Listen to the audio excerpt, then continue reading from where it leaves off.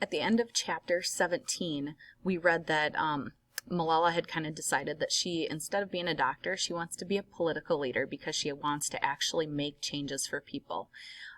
So here we are on chapter 18, A Humble Request and a Strange Peace.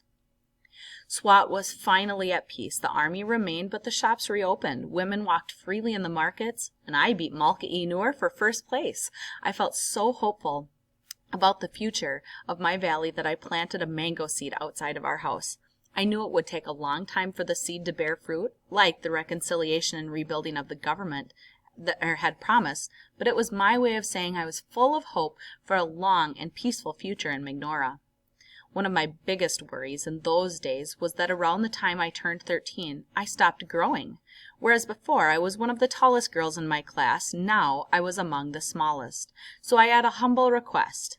Every night I prayed to Allah to make me taller. Then I measured myself on my bedroom wall with a ruler and a pencil, and every morning I would stand against it to check if I had grown. I even promised that if I could grow just a tiny bit taller, even an inch, I would offer 100 rakat nafal extra prayers on top of my daily ones. I was speaking at so many events, but I felt that my height got in the way of being authoritative. I was so short that sometimes it was hard to get people's attention. In early 2010, our school was invited to take part in the District Child Assembly SWAT, which had been set up by the charity UNICEF, and by the Kafal Corps, My Home Foundation for Orphans. 60 students from all over SWAT had been chosen as members. They were mostly boys, but 11 girls from my school participated. And when we held an election for speaker, I won. It was strange to stand on a stage and have people address me as Madam Speaker, but I took the responsibility very seriously. The assembly met almost every month for a year, and we passed 9 resolutions.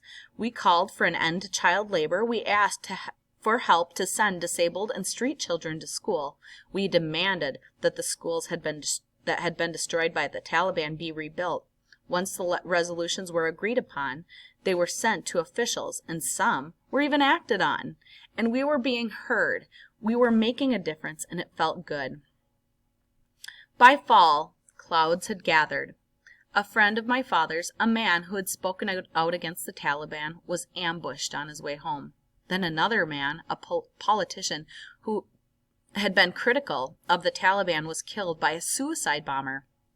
The summer of 2010 brought torrential rains, a monsoon that flooded the valley, sweeping away everything in its wake. Throughout Pakistan, more than 2,000 people drowned, millions lost their home, and 7,000 schools were destroyed.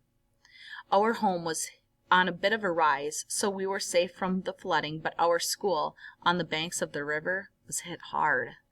When the waters receded, there were chest-high watermarks. Our desks and chairs were covered with thick, foul-smelling mud. Repairs would be very costly. The damage in Shangla was even worse.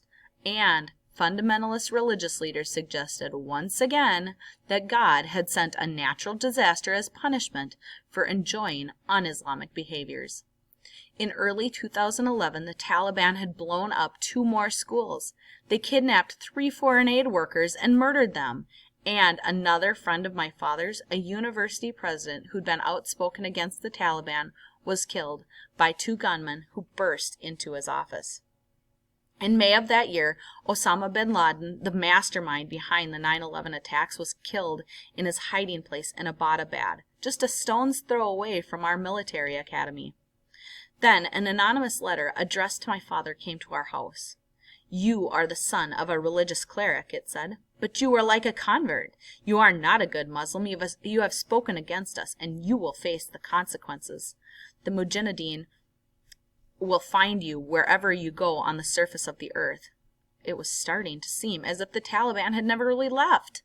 I tried to tell myself that this terrible letter was just the futile and parting shot of a defeated Taliban, but still, I prayed for my father's safety every day. I prayed for my school to remain open and the bombed-out schools to be rebuilt. I continued to ask God to make me taller.